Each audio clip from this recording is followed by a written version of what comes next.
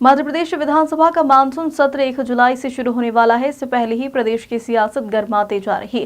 कांग्रेस विधायक और विधानसभा में उपनेता प्रतिपक्ष हेमंत कटारे ने भाजपा नेता समेत 5 लोगों पर गंभीर आरोप लगाए हैं। इस संबंध में कटारे ने मुख्यमंत्री डॉक्टर मोहन यादव को पत्र लिखा, जिसमें उन्होंने संबंधित लोगों पर ट्रांसफर, पोस्टिंग और अन्य शासकीय कार्य कराने के नाम पर भ्रष्टाचार करने का आरोप लगाया।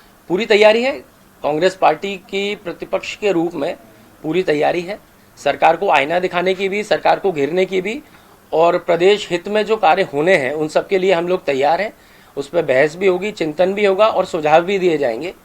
और रही बात जिस प्रकार से आपने देखा, जैसे ये भी नर्सिंग घोटाला वर्तमान में चल रहा है, मैं आपको सिर्फ इतनी जानकारी बताना चाहता हूं कि सरकार किस कदर घबराई हुई है इस घोटाले से। पहले तो तत्कालीन जो चिकित्सा शिक्षा मंत्री थे वो बार बार दिल्ली चक्कर लगाते हैं, सफाई दे रहे हैं, लेकिन मीडिया जब प्रश्न पूछ रही है तो मीडिया से बच रहे हैं, सामने नहीं आ रहे हैं। एक चीज।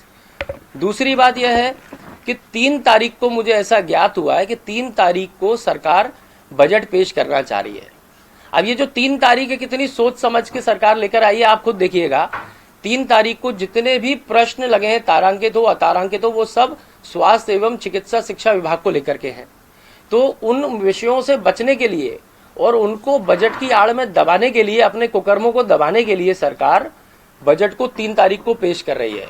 ये सरकार की घबराहट और सरकार की छात्रों के प्रति, युवाओं के प्रति गंभीरता को बताता है कि उनकी पहले तो भविष्य की हत्या करो, और जब उसकी चर्चा सदन में होने को आए तो उस दिन जो है किसी ना किसी बहाने से उसको दबा दिया जाए। तो मैं समझता हूं सरकार से इसकी मंशा बिल्कुल साफ हो गई है। यही उम्मीद भी थी ऐसी सरकार से, जो इस तरीके के कर्म करेगी। पहले व्यापम, इसके बाद नर्सिंग, व्यापम पार्ट 2 भी जिसको कह रहे हैं। तो लेकिन मेरे को नहीं लगता 3 तारीख को बजट भी लेके आएंगे तो इस चर्चा से बच जाएंगे। हम लोग कांग्रेस पार्टी इसको विपक्ष के रूप में उठाएंगे, चाहे हमें इसके लिए स्थगन लाना पड़े, चाहे हमें इसके लिए अलग से 1 दिन का सेशन बुलाना पड़े, या जो भी विधानसभा के अंतर्गत प्रावधान है अलग से चर्चा करने के किसी भी गंभीर विषय पे, तो हम उसमें चर्चा करेंगे और सरकार को आईना दिखाएंगे। भैया, करोड़ों रुपए का कर्ज लिया गया, उसके बाद अब मुझे मीडिया के माध्यम से ऐसा ज्ञात हुआ। मैं तो देखिए, जितने लोग हैं, वास्तविकता ये है कि इनमें से मैं किसी को भी शक्ल से नहीं जानता हूँ, ना मेरी कभी किसी से मुलाकात या परिचय है। कहीं से जानकारी आई और मैंने उसको शेयर करना उचित समझा कि वो उस पर विस्तृत रूप से चिंतन कर लें मुख्यमंत्री जी। लेकिन उनमें से अचानक से एक व्यक्ति, कोई मनोज पाल सिंह यादव नाम का, मेरे को लीगल नोटिस दिया है शायद कल, अभी जो कि मेरे को प्राप्त तो नहीं हुआ है, लेकिन मीडिया के माध्यम से मेरे पास आया है। यदि ऐसा कोई नोटिस मुझे प्राप्त होता है, पहले तो मैं उसको फाड़ के टोकरी में फेंक दूंगा, क्योंकि लीगल नोटिस देने का उनको शायद कायदा ज्ञान पता ही नहीं है। पहली चीज तो मैंने उसमें किसी को चिन्हित किया ही नहीं है। मनोज पाल सिंह यादव नाम का इंडिया में या विश्व में एक व्यक्ति नहीं है, ऐसे अनेकों व्यक्ति हैं। तो या तो ये इस बात को स्वीकार कर रहे हैं कि ये वही व्यक्ति हैं, तो पहले ये स्वीकार करते हुए फिर मेरे से बात करें। यदि ये वही व्यक्ति हैं, चूंकि मैं इनकी स्पेसिफिकली बात कर रहा हूं, इनको थोड़ी ज्यादा पीड़ा हुई है, तो इनकी पीड़ा ठंडी करने के लिए मैं इतना बोल देता हूं कि यदि आप वो व्यक्ति हो तो आपके गोल्डन सिटी से क्या संबंध है। गोल्डन सिटी में जो वरिष्ठतम कोई महिला IAS अधिकारी रहती हैं, आप वहां पे क्यों बार बार आपका जाना आना वहां पे रहता है, क्या चीजें चल रही हैं, क्या उनके नाम पे वसूली कलेक्शन चल रही है। मैं तो उनको, मैडम को भी मीडिया के माध्यम से बोल देता हूं, कहीं ना कहीं ये आपका नाम खराब कर रहे हैं, मार्केट में आपके नाम से वसूली कर रहे हैं। कोई मनोज पाल नाम का व्यक्ति है, मैं फिर से इस चीज को स्पष्ट कर देता हूं, वो ये है कि नहीं है जांच का विषय है, लेकिन कोई मनोज पाल नाम का व्यक्ति दलाली मैडम के नाम से कर रहा है और उसकी जांच होनी चाहिए। वो गोल्डन सिटी में किस हैसियत से आ जा रहा है, कहां से इतना पैसा आ रहा है 2 नंबर का, कि वो भोपाल से लेके ग्वालियर, चंबल संभाग से लेके सब जगह इन्वेस्टमेंट्स कर रहे हैं। ये पैसा कलेक्शन कहां से आ रहा है, इस सब चीज की जांच होनी चाहिए। और यदि मैडम को, मुख्यमंत्री जी को या किसी को भी इस जांच में मेरी हेल्प की आवश्यकता लगती है तो मैं और विस्तृत जानकारी दे दूंगा। क्योंकि मैं बता दूं, मैं कोई बात करता हूं तो तथ्यात्मक करता हूं, जब तक मुझे उसका अध्ययन नहीं कर लूं तब तक मैं किसी बात को नहीं कहता हूं। तो यदि और चाहेंगे तो मैं उसके और तथ्य भी उजागर कर दूंगा आने वाले समय में, या हो सकता है सदन में भी अभी जब कार्यवाही चलेगी तो वहां पे भी इस पर विस्तृत चर्चा कर ली जाएगी।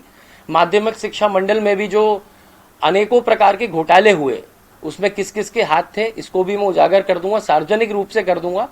और यदि इसमें कोई मेरे से चर्चा करना चाहता है तो सामने से कर ले। और ये फालतू के जो नोटिस वोटिस है, मैं इन पर ध्यान देता नहीं हूँ, और कानूनी नोटिस भेजने के पहले थोड़ा सा कानून का ज्ञान लेना ठीक है, क्योंकि सिर्फ दलाली कर करके कानूनी नोटिस भेज देने से कुछ नहीं होता। और अभी जब मैं पोल पट्टी खोलूंगा तब एक ये मान लेना क्रमबद्ध तरीके से खोलूंगा और एक एक तथ्यात्मक जानकारी दूंगा कि किसने कहाँ क्या माध्यमिक शिक्षा मंडल में क्या किया, कहाँ किस जगह प्रॉपर्टी में इन्वेस्टमेंट किया, उस इन्वेस्टमेंट में व्हाइट पे कितना था, ब्लैक में कितना था, वो पैसा कहाँ से आया, कि किसी गोल्डन सिटी से आया, किसी और जगह से, मैं सारी चीजें खोल दूंगा। अगर किसी को ज्यादा जानकारी लेनी है तो मेरे से स्वयं बात कर ले, मैं उनको मुंह पे उजागर कर दूंगा। मुख्यमंत्री मोहन यादव जी हमारे पूरे प्रदेश के मुख्यमंत्री हैं और उस नाते मुझे उनकी चिंता भी है। उनकी छवि धूमिल कर रहे हैं कुछ लोग, सरकारी गलियारों में ट्रांसफर पोस्टिंग के नाम पे उनके नाम से अनाप शनाप पैसा इकट्ठा किया जा रहा है, जिसमें मैं समझता हूं कि मुख्यमंत्री जी की सहमति नहीं होनी चाहिए।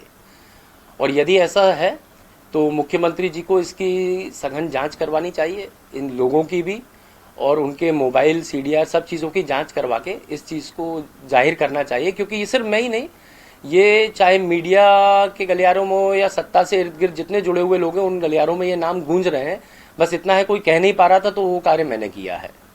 भैया कौन कौन से लोग हैं, किस तरीके से आपको ये शक हो रहा है कि इन लोगों के द्वारा ही ट्रांसफर को लेकर के जानती जाए? मैंने वो जो पत्र लिखा है मुझे लगता है वो आपके पास उपलब्ध है और उसमें वो सारे नाम आ चुके हैं जो मैंने लिखे हैं, वही नाम फिर से हैं जो उस पत्र में लिखे हैं। आप उसको अवलोकन करेंगे तो उसमें वो सारे नाम मैंने दिए हैं, माननीय मुख्यमंत्री जी को स्वयं अवगत कराया है। अगर और कोई वो विस्तृत जानकारी चाहते हैं, इस संबंध में कोई साक्ष्य चाहते हैं, तो अगर वो मेरे से बात करेंगे तो मैं उसमें भी उनकी सहायता करूंगा। इसमें भोपाल से उमेश यादव की रिपोर्ट।